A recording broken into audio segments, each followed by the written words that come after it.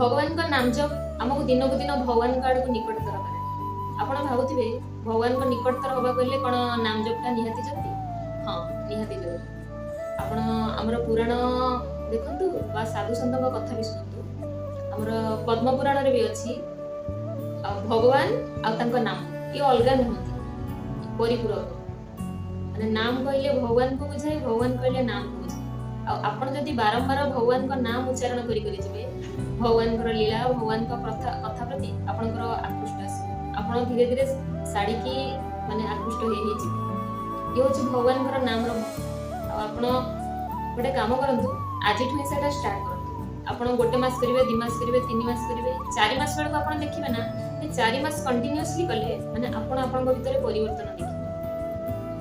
एटा more experience तो मु 4 मास रो कथा कहली जणा नै काहार को पर्यंत मनर मलिनता अछि तो जते बेरे मनर मलिनताटा जोठी सरीबो ना नाम जप रो प्रभावटा सेठी आपन को फील हो एते पवित्रता ता भीतर